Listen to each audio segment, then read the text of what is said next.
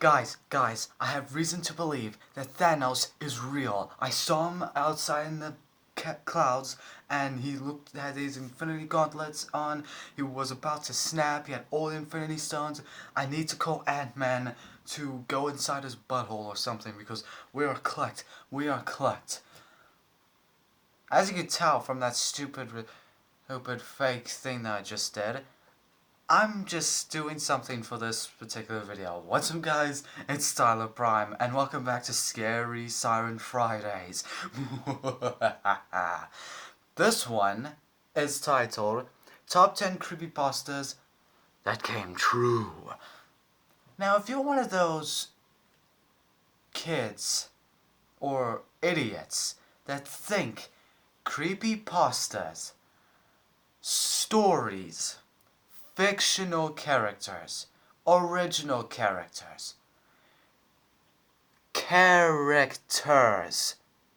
fictional, are real, and that you've seen it, any of them, someone's gonna comment down saying, oh, shut up, I saw Slender Man, I saw Tiki Toby, he was outside, he gave me a hug and everything. I have been on some places for so long that I've seen idiots say that they saw Tiki Toby and Hetty gave him a hug.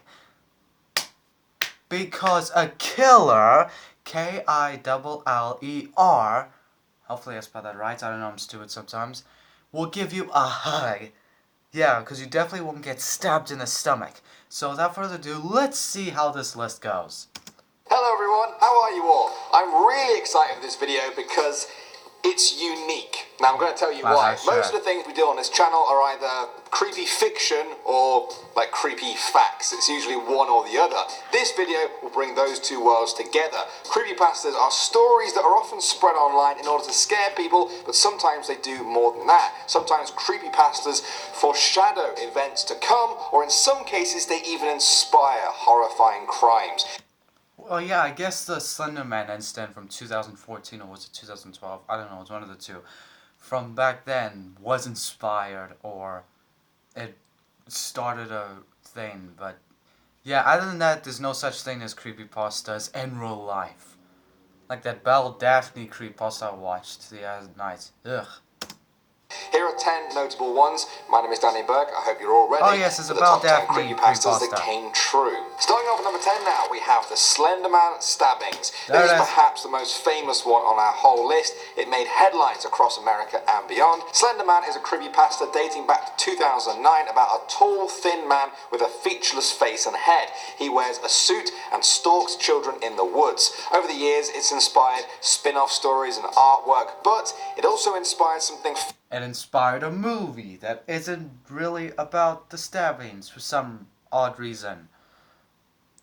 I really don't want to watch that, but I have to. Far more sinister. On May 31st in the town of Waukesha, Wisconsin, 12-year-olds Anissa Weir and Morgan Gieser lured their friend Peyton Leutner into the woods. They then stabbed her 19 times in an attempt to kill her. They later told police that they wanted to prove their loyalty to Slender Man so they could become his proxies, prove his existence, and prevent him from harming their families. They believed... Look. Kate the Chaser, Charles, oh, was it Charles? I don't know. Toby, Hoodie, and all that. Yes, I know Mask and Hoodie aren't proxies to the creepypasta canon, even though there is a Hoodie story about that. But I'm just trying to make jokes here, okay? The only way to do this was to kill a human being. The victim was found by a cyclist after she dragged herself to the side of the road. She survived the attack after 6 days in hospital. Moving on now. So if I want to be a killer, I have to kill Ben, or my mom, or something. Sure. At number 9, we have the Black-Eyed Children. This is an urban legend turned creepypasta about paranormal creatures that resemble children between... I thought that was just an urban legend that someone made up. I didn't know it was an actual creepypasta. Is it? I don't know. in the age of 6 and 16.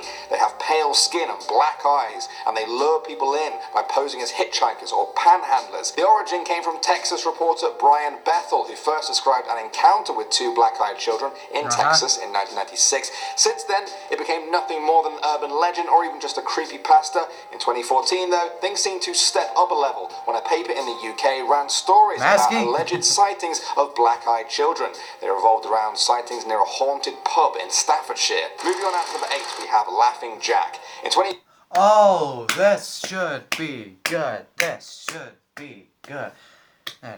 Pop goes the weasel. Seriously, what stupid person decided to read Laughing Jack and decide to reenact it or cause a problem with it? Let's find out. 2015, a 12-year-old girl allegedly killed her stepmother because Laughing Jack told her to do so. Laughing Jack is a creepypasta that I've talked about before on this channel. He's a sort of supernatural clown who appears as an imaginary friend to his victims. The games turn south when he guts people alive and often replaces their disemboweled organs with candy. Now, this unnamed 12-year-old girl claimed that Laughing Jack told her to kill her stepmother. Doctors diagnosed the girl from Indiana as suffering from PTSD and dissociative disorder. Her family said their main concern was getting her transferred to a state mental hospital after 16 psychiatric facilities refused her. Her public defender told the news, "This little girl has been failed by everyone. The risk level for her is beyond anything I think anybody can imagine." Moving on to number... She's screwed.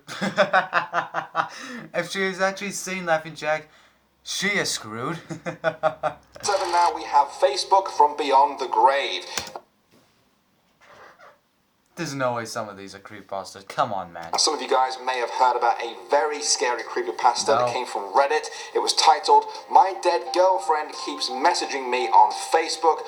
I've Got the Screenshots." It's really, really creepy, honestly. I recommend you all go and read it if you haven't done so already. And it's exactly as the title sounds. Well, a real-life version seemed to happen in South Carolina in 2016. Real estate agent and serial killer Todd Colep kidnapped Carla Brown. I legit thought that was because of how my screen is. I thought that was Jeff the Killer. And her boyfriend posted on their Facebook pages in an attempt to make it seem like they hadn't been kidnapped by him. Their family and friends didn't know the truth, that Colep had killed the boyfriend and had Carla chained up in a shipping container. The creepiest thing of all, though, was that some of the last Facebook posts he made on their accounts were lyrics from Hotel California by the Eagles. They went, "Last thing I remember, I was running for the door. I had to find a passage back to the place I was before. Relax," said the Nightman. "We are programmed to receive. You can check out any time you like, but you can never leave."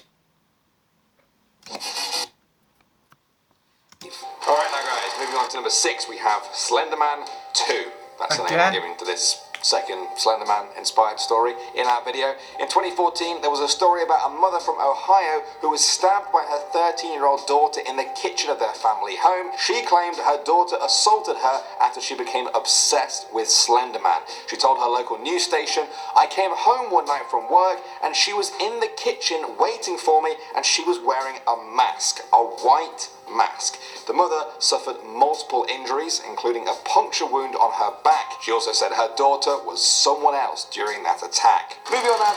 Who? Kate the Chaser? Is that who it was? Was it Kate the Chaser? Was she trying to be masculine or was she trying to be Jane? Explain. Explain. Number 5, we have Cannock Chase. That's the name of the small town in Staffordshire, England, where this story takes place. It's also the same one where the black-eyed children were sighted that I talked about earlier in the video. In 2015, residents started reporting real-life sightings of Slenderman this time. They described him as a lean, shadowy spirit with blood-red eyes. His clothes were Victorian in nature, and he visited people in their homes. One woman, Pie Green, said, "I was awoken just before 2 a.m. by an odd scratching noise in my bedroom. To my astonishment, there was what seemed like a sphere-shaped shadow by the edge of my wardrobe. As I tried to get out of bed and investigate further, the shadow began to stretch towards the ceiling. It was at that point I found myself faced with the most disgusting and horrific creature imaginable. It was about 8 feet tall and had a white face with razor-sharp fangs." I think the creepiest thing of all, though, is that she wasn't even the only person to experience a visit like that. If I remember correctly, he has a blank face with no razor teeth. But continue. Moving on to number 4 now, we have the Revolution. Okay, well, the Revolution's gonna have to wait because I have to make part 2 of this. We're hitting the 10-minute mark, unfortunately. Not what I like to do sometimes, but anyways. If you guys enjoy these videos, hit the like button, comment, share, and subscribe. If you actually enjoyed part 1, I might actually stop saying hit the like button, comment, share, and subscribe and all that. Because I don't think it's needed anymore. If you did, I don't care. If you did, I'm glad. But if you didn't, I do not care. I will see you guys in the next creepy video. Wham, bam, sham.